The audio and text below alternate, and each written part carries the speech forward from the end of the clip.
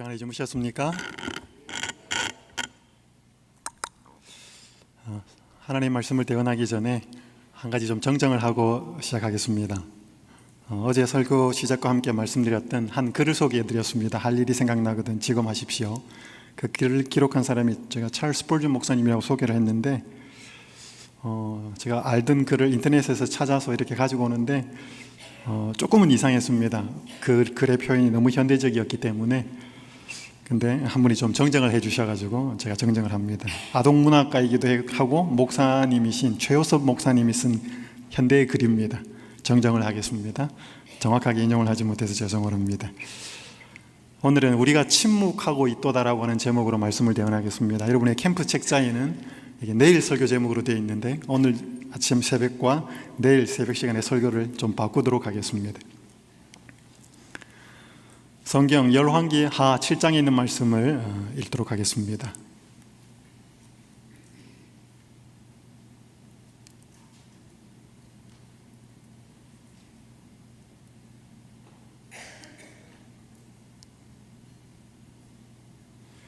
성문어기에 나병 환자 4사람이 있더니 그 친구에게 서로 말하되 우리가 어찌하여 여기 앉아서 죽기를 기다리랴. 만일 우리가 성읍으로 가자고 말한다면 성읍에는 굶주림이 있으니 우리가 거기서 죽을 것이요 만일 우리가 여기서 머무르면 역시 우리가 죽을 것이라. 그런즉 우리가 가서 아람 군대에게 항복하자. 그들이 우리를 살려두면 살 것이요 우리를 죽이면 죽을 것이라 하고 아람 진으로 가려 하여 해질 무렵에 일어나 아람 진영 끝에 이르러서 본즉 그곳에 한 사람도 없으니 이는 주께서 아람 군대로 병거 소리와 말소리와 큰 군대의 소리를 듣게 하셨으므로 아람 사람이 서로 말하기를 이스라엘 왕이 우리를 치려하여 햇사람의 왕들과 애굽 왕들에게 값을 주고 그들을 우리에게 오게 하였다 하고 해질 무렵에 일어나서 도망하되 그 장막과 말과 나귀를 버리고 진영을 그대로 두고 목숨을 위하여 도망하였음이라.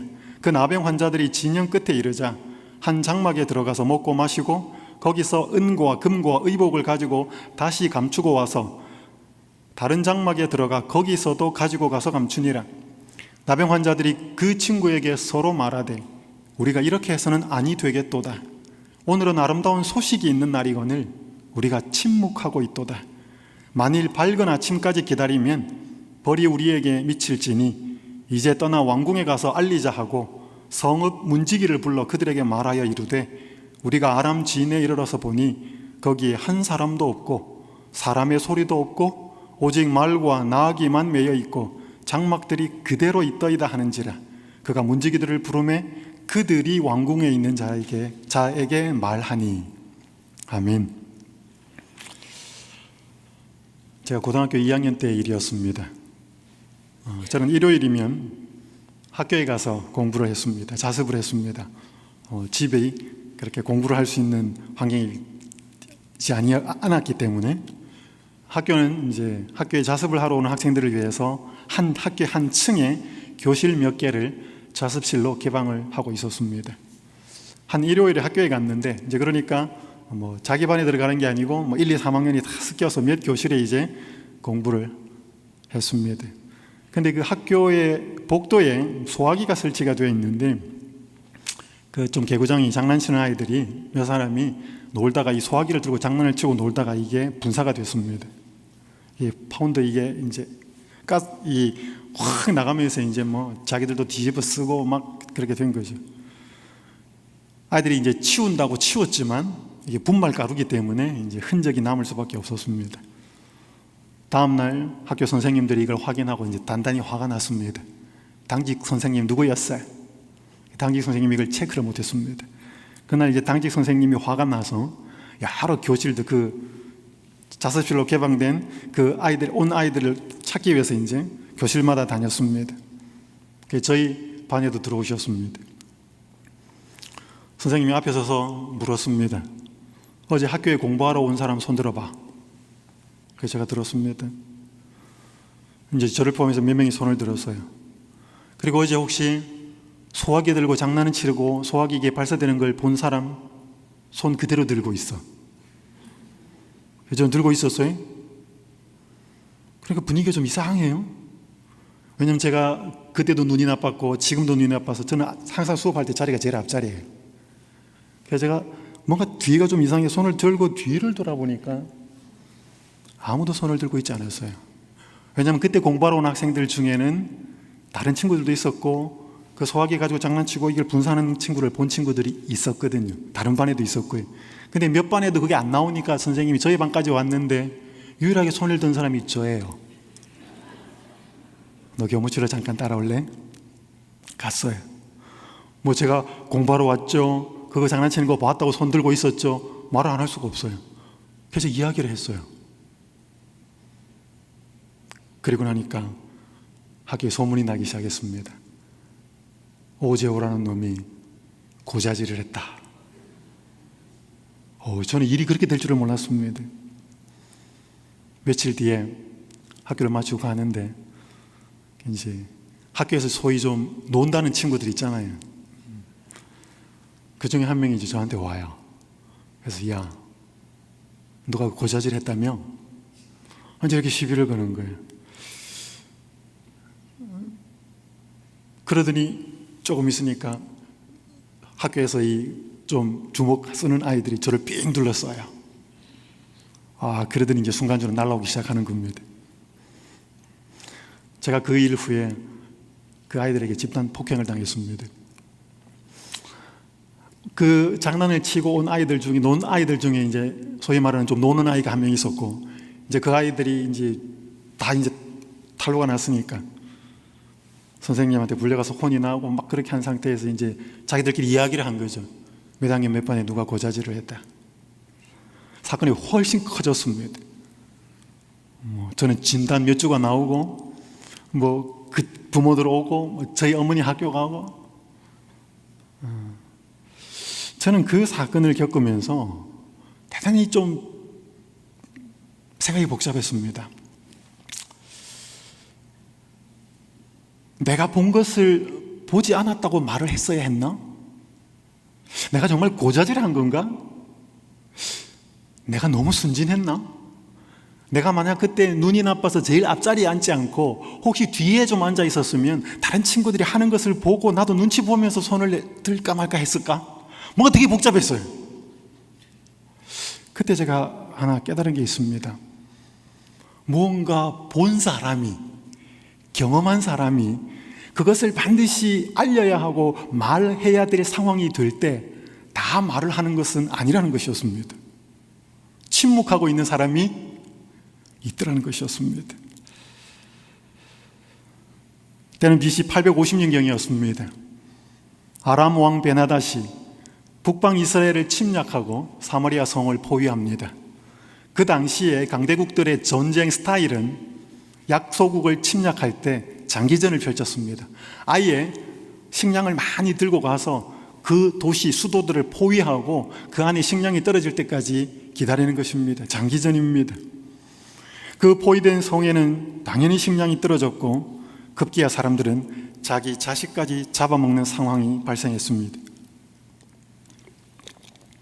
그때 성문어기에는 4명의 나병 환자들이 살고 있었는데 그들의 형편도 성 안의 사람들과 별로 다르지 않았습니다.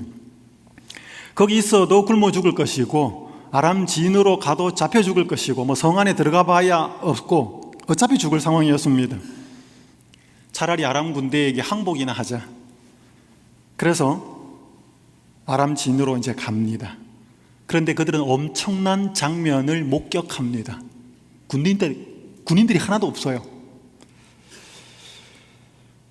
그런데 그들의 눈에 들어온 그 어마어마한 광경을 뒤로하고 그걸 알리지를 않고 배가 고픈 그들에게 먼저 들어온 것은 먹을 거였습니다.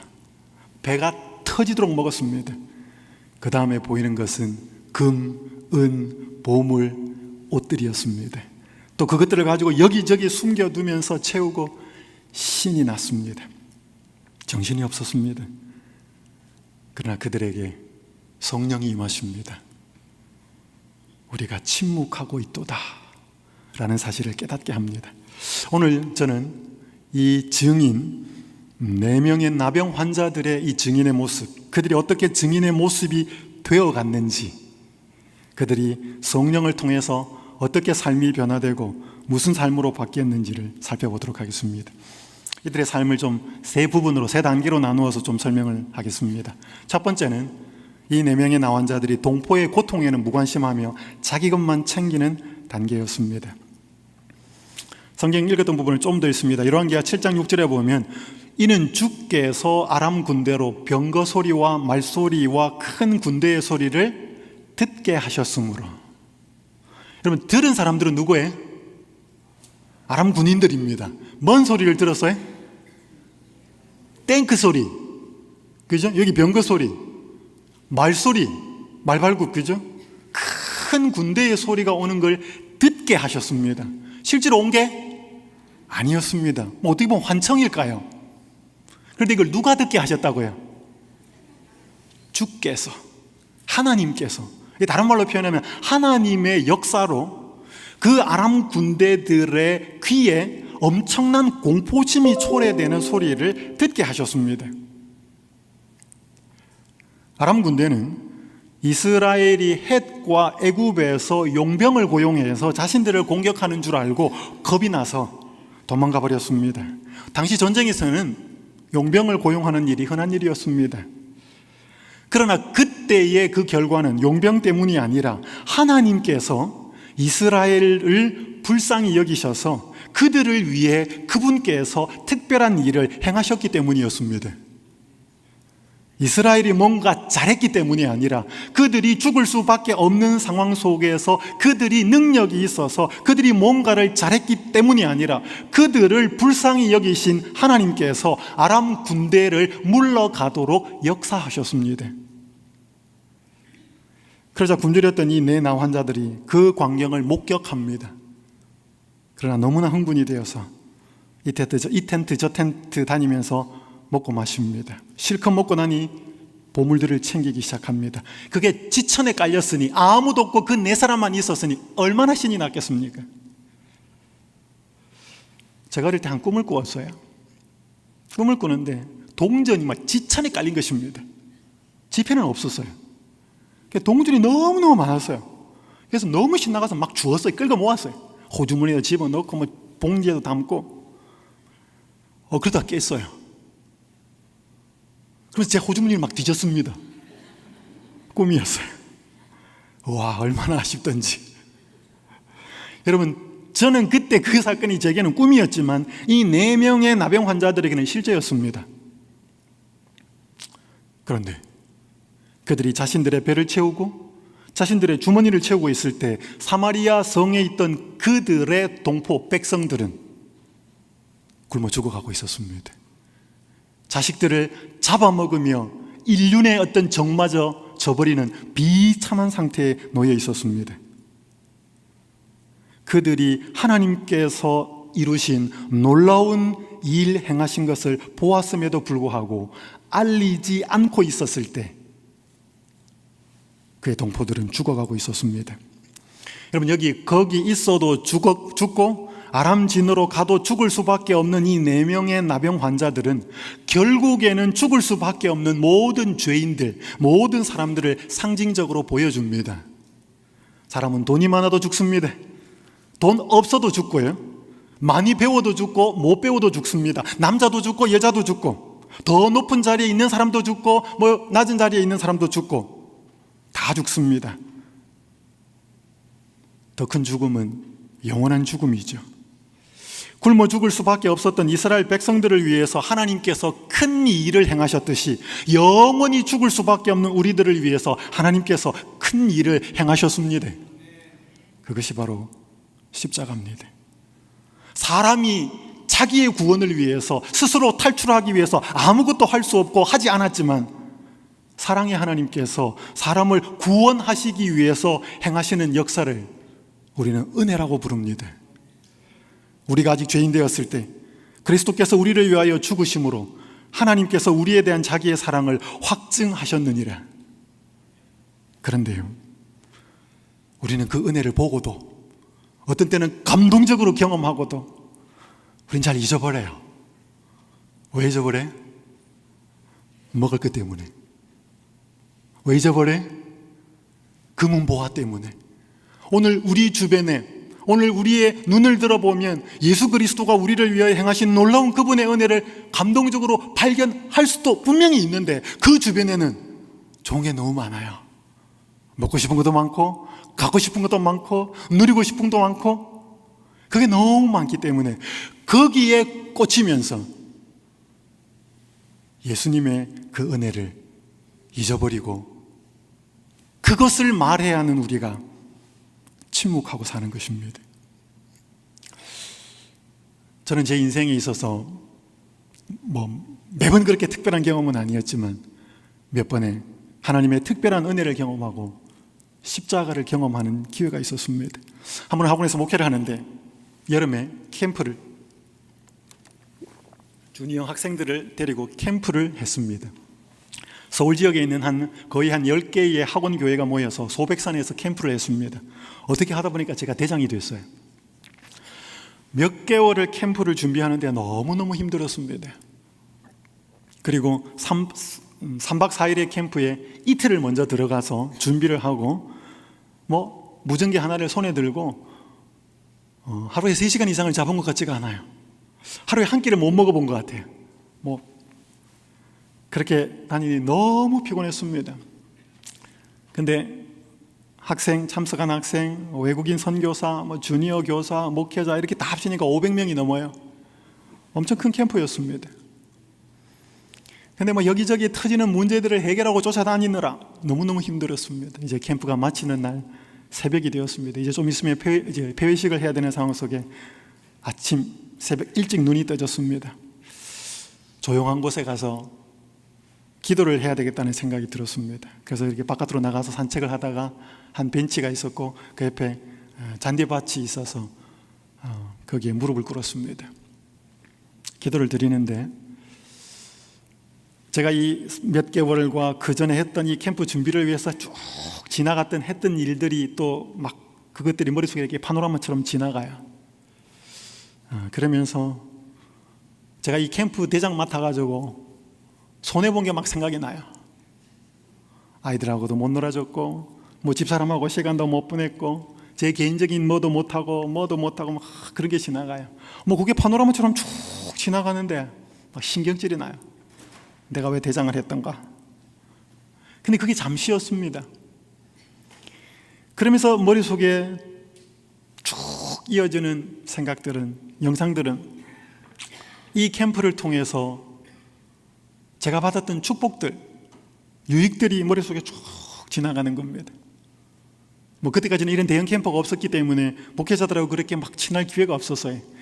그런데 나이 많은 혹은 나이 작은 목회자들과 함께 더 깊이 대화하고 의논하고 하면서 더 많이 알게 되고 친해지고, 또 주니어 교사들, 헌신하는 교사들, 또 선교사들, 에어컨도 없는 그 방에 들어가서 정말 더웠을 겁니다. 제가 외국에 나가보고 알았지만 미국이나 이런 데 사는 사람들이 한국에 선교사로 오는 거는 생각보다 쉽지 않다는 걸 느꼈습니다.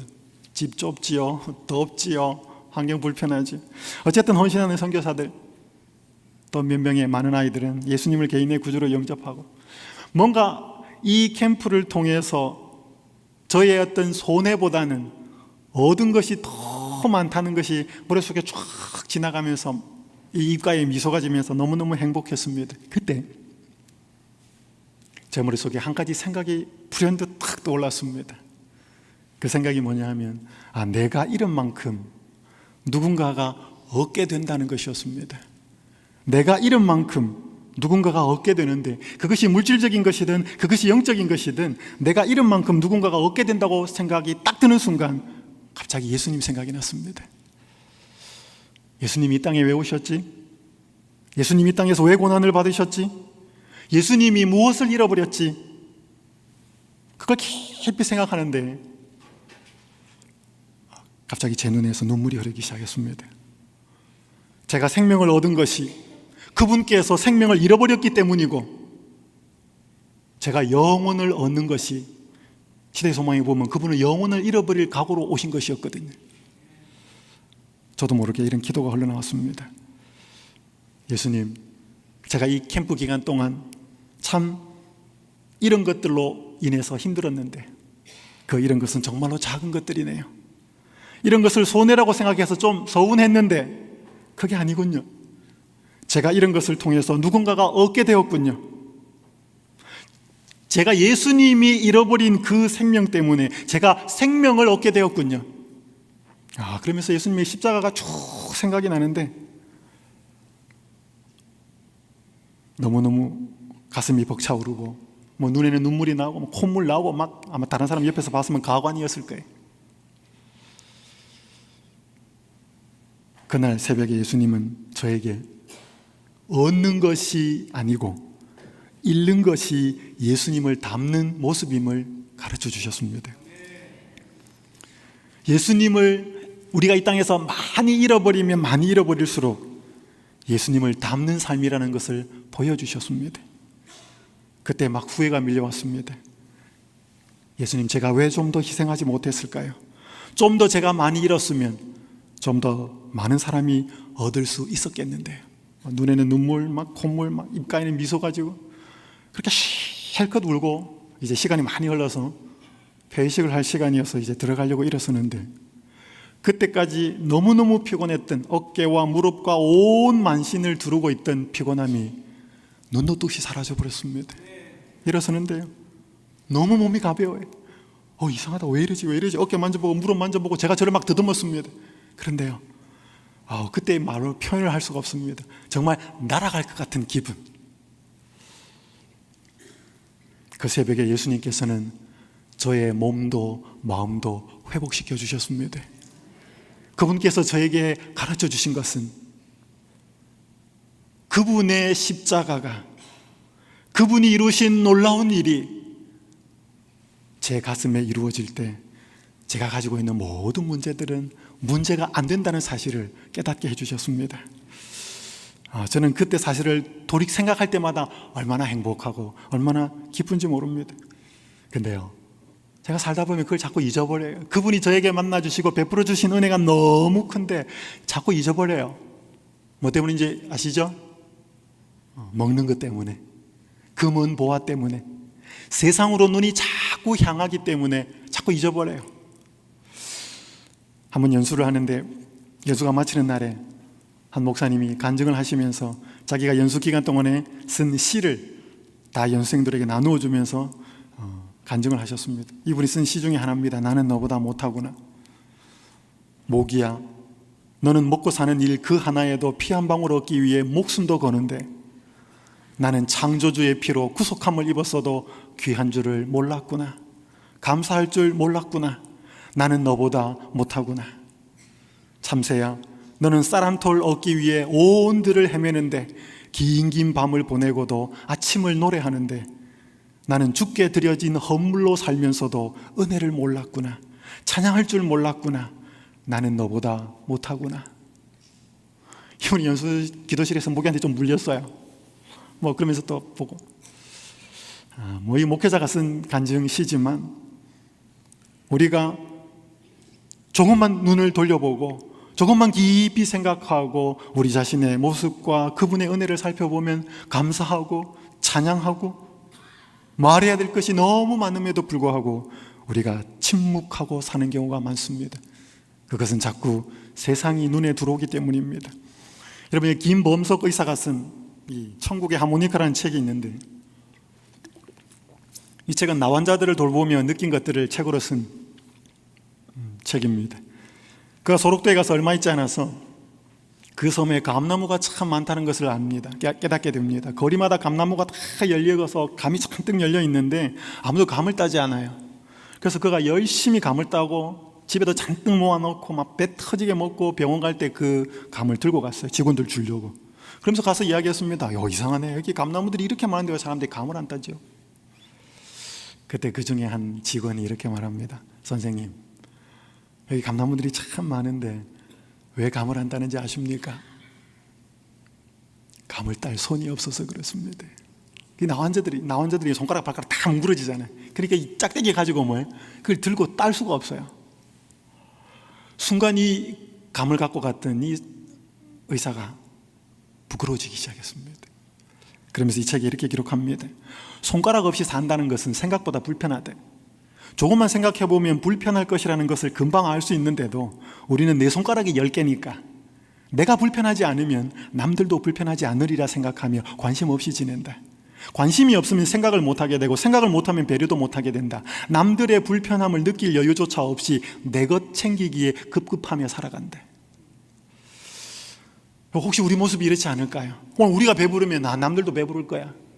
오늘 우리가 따뜻하게 있으면 남들도 따뜻할 거야. 우리가 에어컨 빵빵 틀어놓고 시원하게 살고 있으면 남들도 시원할 거예요.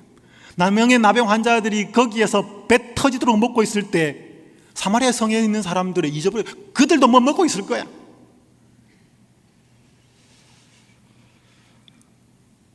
동포들은 죽어가고 있는데 자신들의 배를 채우고 있는 이 4명의 나병 환자들의 모습은 은혜를 저버린다기보다는 은혜보다도 더 세상을 기억하고 좇고 사는 오늘 우리들의 모습을 보여주고 있는 것입니다.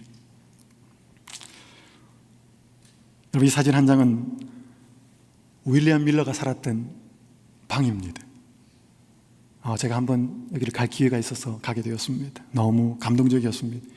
이 앞에 있는 책상, 의자, 오른편에 있는 이것은 윌리엄 밀러가 잠들었던 죽음을 맞이했던 침대입니다. 윌리엄 밀러가 이 책상에 앉아서 2년 동안 깊이 성경을 연구합니다. 특별히 다니엘서와 계시록을 통해서 그가 예수님이 재림하시는 날짜를 정하게 됩니다.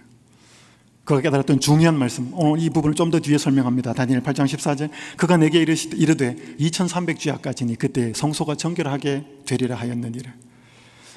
이 구절에는 아주 중요한 것이 2개 등장합니다. 하나는 때라고 하는 것이 등장하고 하나는 사건이 등장합니다. 이제 뒤에 좀 말씀을 드리겠지만 윌리엄 밀러는 이 2가지 다를 깨닫지는 못했습니다. 때는 깨달았지만 사건이 뭐가 이루어져야 되는 일인지는 잘 몰랐습니다. 물론 일단 그래서 재림운동은 시작이 되었습니다. 그가 1818년에 이 기별을 깨닫습니다. 무려 1831년, 물론 그 중간에서는 조금 더 수정을 하고 더 깊이 깨닫게 됩니다. 그러나 최초로 깨달았은 것은 1818년이었습니다. 그가 담대히 증거했던 때가 1831년, 무려 13년 동안을 그는 이걸 가슴에 품고 있었습니다. 침묵하고 있었습니다. 여러 가지 이유가 있었습니다. 그 중에 하나는 자기는 신학을 공부하는 사람도 아니고 침례교인 평신도였고, 그 다음에 나는 나이가 많고 뭐 어쨌든 간에 자세한 내용은 좀 더 뒤에 하겠습니다. 그가 엄청난 사실을 발견했음에도 불구하고 이러저러한 이유 때문에 그는 침묵하고 있었습니다. 오늘 본문에서 좀 살펴보고자 하는 이 4명의 나병 환자들의 2번째 모습을 좀 살펴보겠습니다.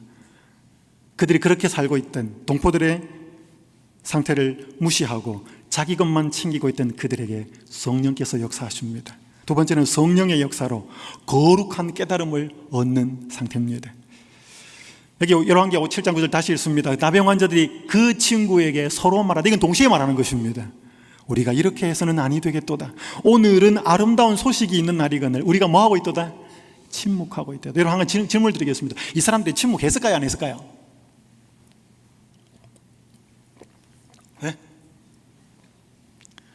여러분, 먹을 것이 지천에 깔렸는데 배고파 굶어 죽게 된 사람들이 먹을 게 지천에 깔렸고 금은 보화가 지천에 보이는데 침묵했겠을까요? 침묵 안 했어요. 어떻게 침묵했어요? 여러분, 어제 그 달란트 쇼 할 때 애들 바깥에 저 모였을 때 걔들 모여봐야 침묵하는가? 걔들은 뭐 제잘 여러분, 이 4명의 환자들은 절대로 침묵하지 않았어요.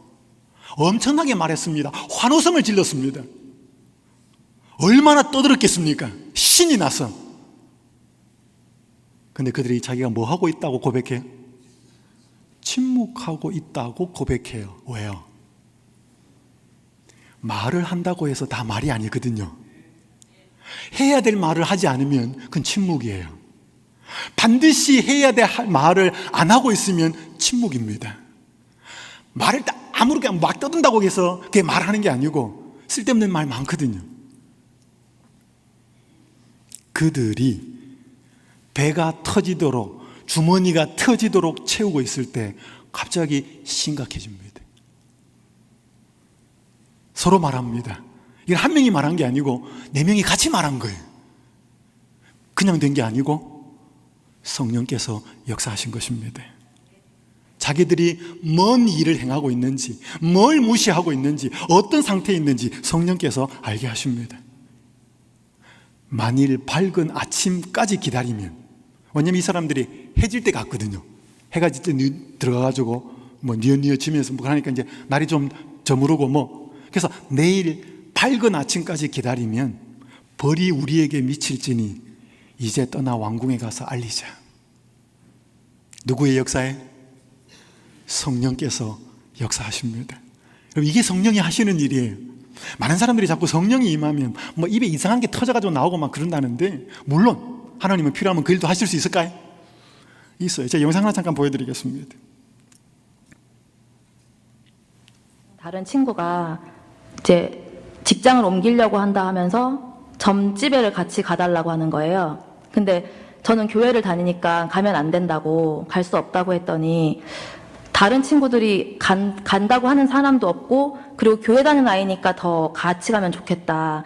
교회 가면, 그 점집에 가면 교회 다니는 사람들은 점쟁이가 알아보고 나가라고 하든지 그렇게 한다더라. 너도 이번 기회에 한번 그렇게 해보면 어떻겠냐. 검증하는 시간으로. 이제 저도 그럴 수도 있겠다 하는 마음에 이제 그럼 같이 가보자 하고 확인도 받고 싶었고요. 정말 하나님이 나랑 같이 하시니까 내가 복을 받는 거니까 가면 당연히 나가라고 하든지 욕을 하든지 뭘 하겠지. 그럼 내가 정말 동행하는지 보이겠지. 그래서 따라갔어요. 따라갔는데 들어서는 순간 웅성거리면서 말소리가 되게 많이 들리길래 무서운 생각이 들어서 저는 속으로 방언 기도를 하면서 들어갔거든요.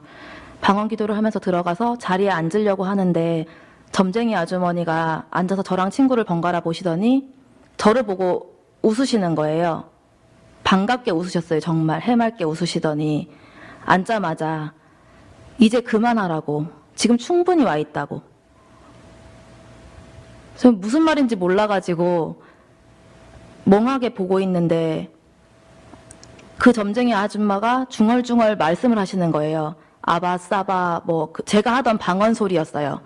그 소리를 하시면서 이거 너가 아까부터 말하고 있던 거 맞지? 지금 엄청 몰려 있으니까 그만하라고. 이거 귀신들 부르는 소리라고. 너무 놀랐어요. 그때 방언이라고 받은 줄 알았는데 그게 귀신들을 불러 모으는 주문이래요. 그래서 웅성거리는 소리가 났던 이유도 제가 마음속으로 그 방언을 계속 읊조리고 있었기 때문에 귀신들이 모여있던 거라고 하고, 저한테 정말 당부하듯이 혹시나 살다가 몸이 많이 아프거나 가족이 죽거나 사고가 크게 나거나 그러면 다른 이유 아니니까 나한테 와라. 내가 내림굿도 많이 했었고 너 지금 보니까 들리는 것도 있고 눈만 열리면 된다. 영도 맑아서 잘 통하겠다. 귀신들 들락날락하기 좋은 몸이다. 그러니까 다른 데 가지 말고 나한테 와라. 내가 모시는 신 너한테 물려주겠다. 조민경이라고 하는 여청년이 간증을 하는 내용인데요. 이 지금 현재 1월교회 사모입니다. 교회를 늦게 나왔는데 어느 순간부터 방언이 터져요. 너무 신이 났는데 친구가 한번 이제 점을 보는데 가자는 것입니다. 너가 진짜 그게 하나님으로부터 온 거면 점쟁이가 화를 내거나 가라거나 뭔가 액션이 나올 거니까 그걸 보고 한번 검증해보자. 그랬더니 뭐예요? 점쟁이가 알아보고 이제 그만하라고. 너가 지금 그렇게 막 찌끌거리는 그게 귀신을 불러 모으는 소리라고. 여러분, 오늘 우리가 뭐 제가 이 부분에 대해서 말씀을 계속 드릴 수는 없지만 많은 사람들이 성령이 임하는 것을 좀 너무 외적인 의미로 많이 찾습니다. 하나님은 필요하면 지금도 방언하게 하실 수 있을까요?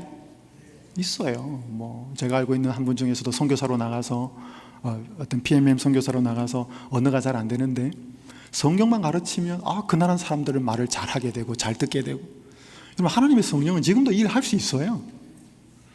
근데 우리가 아는 것처럼 귀신을 쫓아내고 어떤 특별한 일이 분명히 있겠지만 성령이 임하는 것 자체가 방언. 많은 사람들이 오해합니다. 정은복음 2권 211페이지 이렇게 말씀합니다. 부드러운 양심과 진실하고 마음에서 우러나는 심령의 슬픔과 죄에 대한 깨달음은 어쩌면 그렇게 보기 드물까? 그것은 우리 가운데서 하나님의 성령이 크게 역사하시지 않기 때문이다. 여러분, 부드러운 양심, 진실하고 마음에서 우러나오는 심령의 슬픔, 죄에 대한 깨달음 없는 것 아니에요. 있어요. 그러나 드물어요. 요즘 교회에. 재미는 있는데, 교제도 있는데 애통하여서 마음속에서부터 깊이 죄를 깨닫는 일이 많지 않아요. 이유가 뭐라고요? 우리 가운데에서 하나님의 성령이 크게 역사하시지 않기 때문이다. 여러분, 그래서 우리는 성령을 간구해야 합니다. 우리가 왜 성령을 간구해야 되는가 하면 뭔가 특별한 은사를 행하기 위함이 아니라 내 허물과 내 죄를 보게 해달라고. 그렇게 되지 않으면 우리 예수님을 찾지 않거든요. 그들에게 성령의 역사가 임할 때에 자신들의 형편을 깨닫습니다. 우리가 침묵하고 있도다. 해야 할 말을 하지 않고 있도다. 두려움이 들기 시작합니다. 성경을 연구한 결과물을 가지고 무려 13년 동안을 간직하고 있던 윌리엄 밀러가 계속 마음에 부담이 생깁니다. 하나님의 성령이 그의 마음속에 역사하십니다. 그가 계속 그의 마음속에 고민하고 두렵게 떠올랐던, 깨닫게 했던 성경 구절이 있었습니다. 이게 에스겔서 33장 8절이었습니다. 가령 내가 악인에게 이르기를 악인아 너는 반드시 죽으리라 하였다 하자. 내가 그 악인에게 말로 경고하여 그의 길에서 떠나게 하지 아니하면 그 악인은 자기 죄악으로 말미암아 죽으려니와 내가 그의 피를 내 손에서 찾으리라. 내가 만약에 말해가지고 그 사람이 죽든지 살든지 그렇게 했으면 상관없는데, 내가 말을 하지 않고 그 사람이 죽으면 그 사람은 자기 악 때문에 죽지만 너한테도 책임이 있게 돼. 그러면서 그가 마음에 부담을 안고 1831년에 기도를 합니다. 하나님, 이때가 윌리엄 밀러가 50살이었어요. 제가 이렇게 나이도 많고 이렇게 한데, 만약 누군가가 저에게 찾아와서 강연, 뭔가 좀 설교도 해달라고, 이야기를 해달라고 초청을 하면 제가 가겠습니다. 근데 제가 먼저 알아서 가지는 않겠습니다. 이렇게 기도를 해요. 기도를 하니까 마음이 조금 편해져요. 안 한다고 하지는 않았기 때문에. 근데 누가 나한테 이 상황에, 내가 설교자도 아니고 목사도 아니고 한데 뭐 오겠나? 그 기도를 딱 드리고 나니까 30분도 안 돼요. 조카가 찾아옵니다. 처남이 보낸 전가를 가지고. 누이의 아들이었습니다. 자기 교회 목사님이 출타를 했는데 우리 삼촌 요즘 열심히 이렇게 깨닫고 있는 그게 있는데 우리 교회 와서 좀 전해 주십시오라고 하는 처남의 전가를 받았습니다. 그때 화가 났다 그랬어요. 그러면서 이 장소가 어디냐면 윌리엄 밀러 그 팜 집안에 있는, 여기 뒤가 승천바위라고 나올려져 있고 여기가 기도처라겠다 그래. 그 가이드의 설명에 의하면 여기 와서 하나님께 막 따지듯이 기도했답니다. 하나님, 이건 아니잖아요. 응답이 너무 빨리 와가지고. 그러면서 그가 용기를 냅니다. 왜? 이건 분명한 성령의 역사였기 때문에. 여러분, 하나님은요, 우리가 죄 가운데 살도록 두지 않습니다. 하나님은 오늘 우리의 사명자들을 그냥 두지 않습니다. 역사하십니다. 오늘 이 나병 환자의 세 번째 단계는 자신의 이익을 희생하면서 기쁜 소식을 알리는 단계로 접어듭니다. 열왕기하 7장 10절 11절은 이렇게 말씀합니다. 가서 성읍 문지기를 불러 그들에게 말하여 이르되 우리가 아람 진에 이르러서 보니 거기에 한 사람도 없고 사람의 소리도 없고 오직 말과 낙이만 매여 있고 장막들이 그대로 있더이다 하는지라. 이 뭔 말이에요? 당신들 그 성에 갇혀가지고 지금 공포심에 두려워서 거기에 배 골아가면서 있을 필요 없으니 나와서 먹을 것 하십시오. 먹을 것이 지천에 깔렸습니다. 기쁜 소식에 자기들이 바라본 하나님께서 그들에게 보여준, 하나님께서 이스라엘을 위해서 은혜로 역사하신 그 놀라운 광경을 전한 것입니다. 사람들이 그래요? 정말 그래요? 쫓아나왔을까요? 우리 본문 뒤에를 보면 왕이, 제가 오늘 본문에 읽지는 않았지만 이 본문 뒤에 보면 왕이요, 뭐라고 이야기하는가 하면 이거 아람 군대가 작전 짠 거다. 매복하고 있다가 쫙 비웠다가 뭐예요? 우리 그거 보고 쫙 나가면 덮칠 거다. 그렇게 말해요. 그러니까 신하들이 뭐라고 이야기하면 그러면요, 확인 한번 해봅시다. 그래서 정탐꾼 스파이를 보냅니다. 그게 진짜 그래요. 그러니까 알려서 나중에 진짜 다 나갑니다. 먹을 거 찾으러. 여러분, 우리가 아무리 복음을 경험하고 하나님의 놀라운 일을 보았다고 해서 사람들한테 전하면 그래요, 나도 믿을게요, 그래요? 안 그래요? 의심하고 말도 안 된다, 그런 게 있나? 그래요. 여러분, 그걸 우리가 이해해야 합니다. 그죠? 내가 보고 경험한 것을 사람들한테 전한다고 해서 무조건 그들도 혹하지 않아요. 의심하고 당연해요. 본문은 그걸 말하는 것입니다. 이들이 이렇게 가기 위해서 희생해야 했을까요? 희생해야 했죠. 왜? 이거 금은 뭐 자기들 챙겨가지고 더 좋은 데 갖다 놓으면 이때까지 나병 환자라고 무시 팍팍 받고 살았는데 이거 챙겨가지고 얼마나 떵떵거릴 수 있었겠습니까? 근데 이거 다 두고 가야 했습니다. 그들에게 희생이 요구됐습니다. 여러분, 우리가 받은 놀라운 하나님의 은혜를 전하는 일에는 희생 없이는 안 됩니다. 이 워싱턴 스펜서빌 교회는 해마다 콩고 우간다 선교를 진행합니다.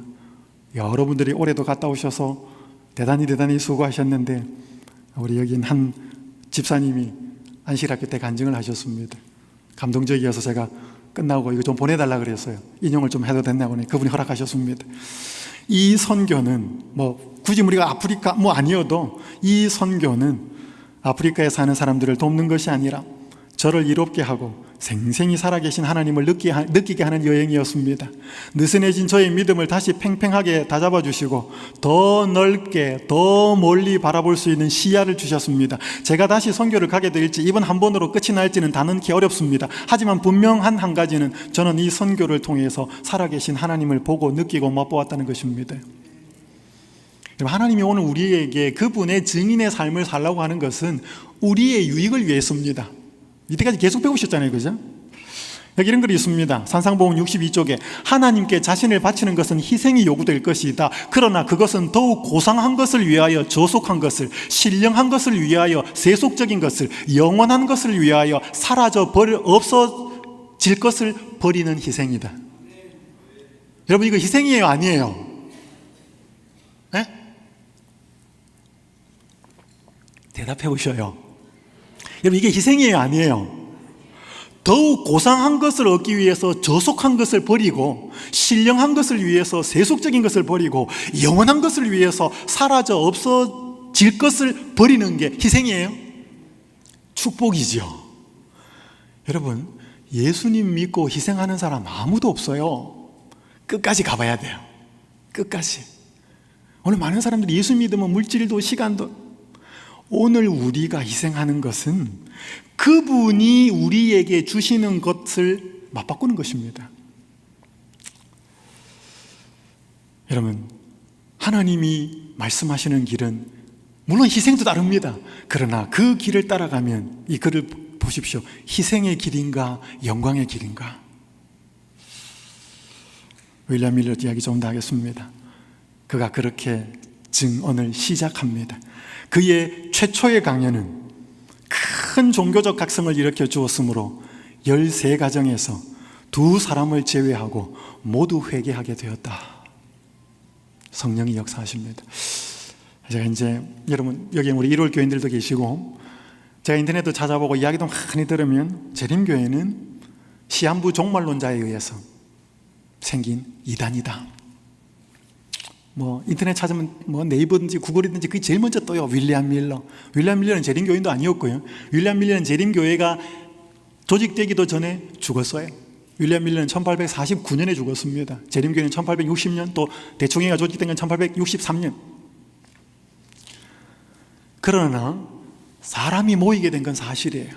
하나님께서 분명하게 이 일에 역사하셨는데 윌리엄 밀러가 100% 온전했던 건 아니에요. 제가 성경에 이 케이스, 윌리엄 밀러의 재림운동과 똑같은 한 케이스의 사건을 말씀드리겠습니다. 이건 대단히 흡사해요. 이게 뭔가 하면 초기 교회의 탄생입니다. 예수님을 따르는 제자들이 대실망을 하는데 하나님 나라에 대한 오해로 출발합니다. 여러분, 예수님이 이 땅에 오신 것은 로마로부터 구원하기 위한 것이 아니라 죄로부터의 구원이었습니다. 이게 하나님 나라는 두 개예요. 은혜의 왕국, 영광의 왕국. 그들은 영광의 왕국, 재림 때 이루어질 영광의 왕국을 꿈꾼 것이지요.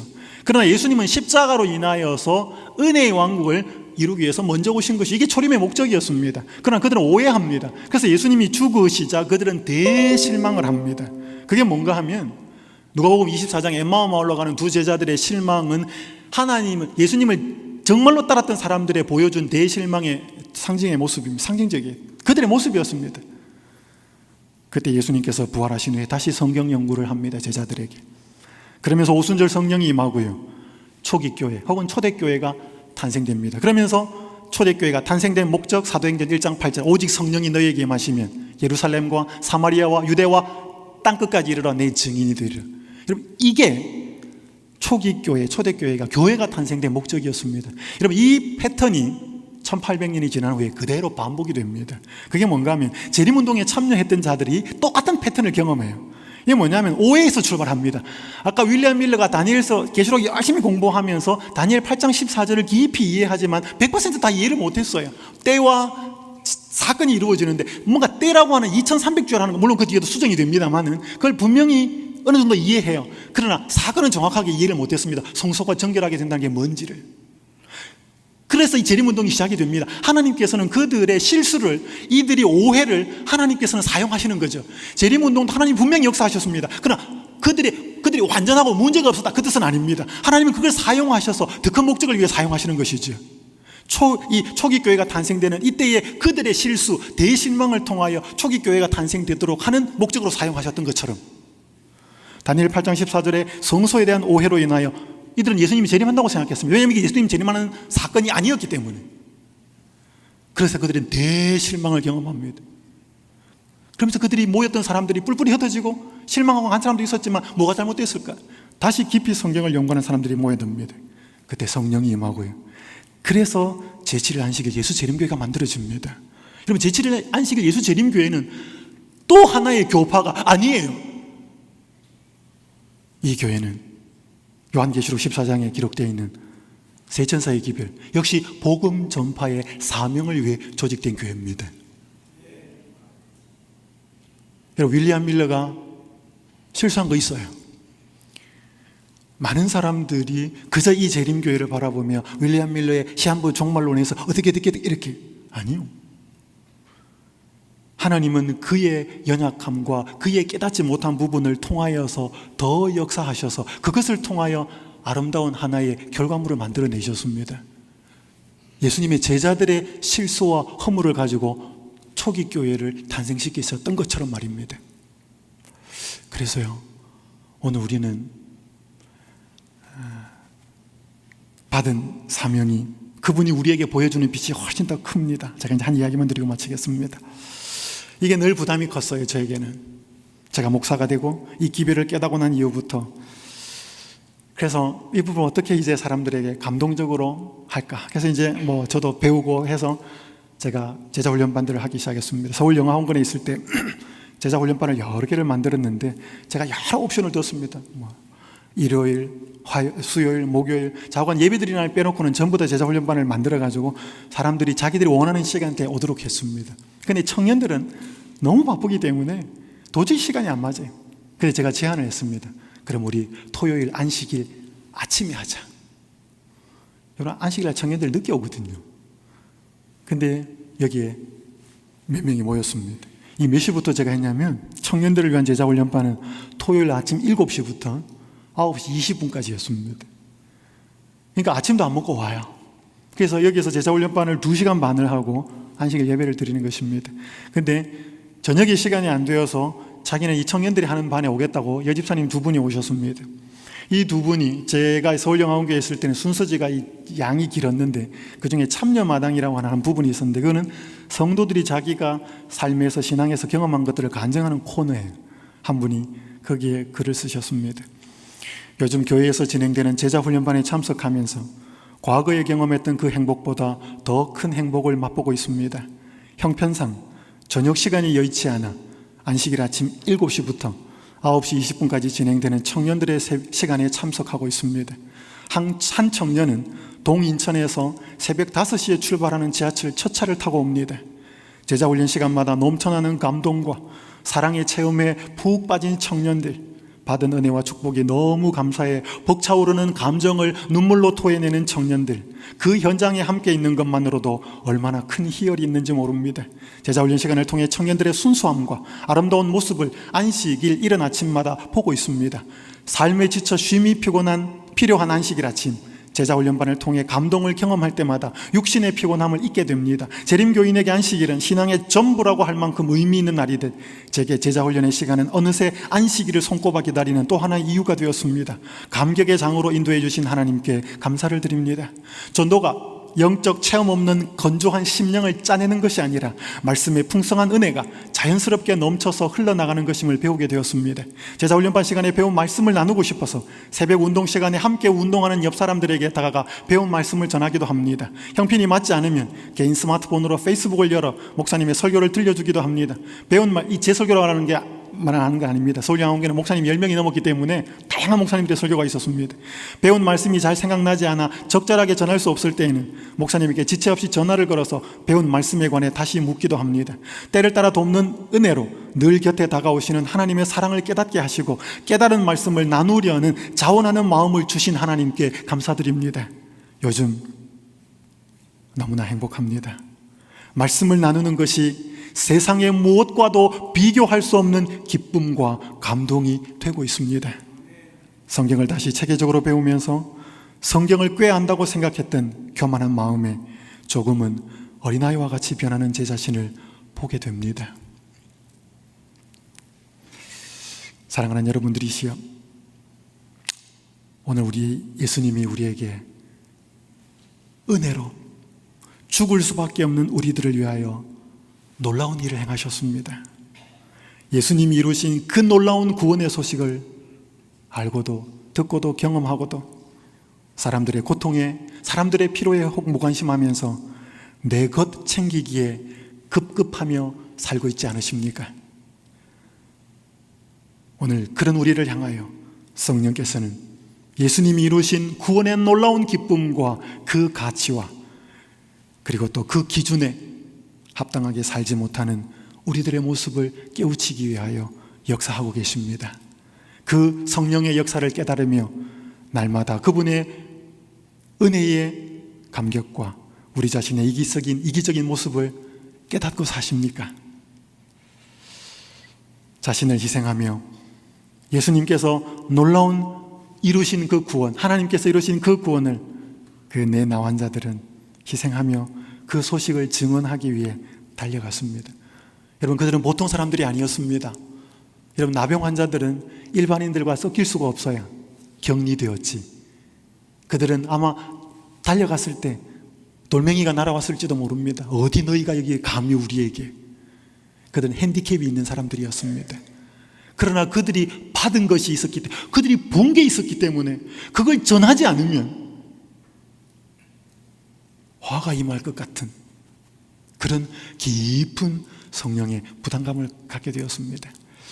오늘 이 4명의 나 환자들이 그렇게 이기적이었다가 자기만 알았다가 어떻게 아름다운 증인의 삶으로 변화된 것을 보시면서 오늘 역시 우리의 이기적인 모습에서 하나님 성령이 함께 하셔서 우리를 보게 하시고 그분의 놀라운 구원을 보게 하셔서 오늘 우리에게 주어진 아름다운 증인의 삶을 살게 되기를 간절히 바라면서 말씀을 마치겠습니다. 하늘에 계신 아버지 하나님, 또 오늘 이 아침에도 말씀하여 주셔서 감사합니다. 아버지 하나님께서 저희들을 위하여 이루신 놀라운 구원에 대해서 또 보여주셔서 감사합니다. 하지만 이기적으로 살고 있는 또 저희들의 모습 보여주셔서 감사합니다. 아버지 하나님, 성령을 허락하여 주셔서 저희가 받은 구원이 더 크고 감격하여서 그것을 말하는데, 증거하는데 쓰임받도록 인도하여 주시옵소서. 오늘도 하나님께서 크고 작은 놀라운 구원의 소식들을 보여주실 때, 듣게 해주실 때 감사와 찬양으로 영광 돌리며 우리의 삶으로, 입술로 증인의 삶을 살게 되는 축복을 얻는 하루가 되게 주시옵기를 예수님의 이름으로 간절히 기도하오며 기도드립니다. 아멘.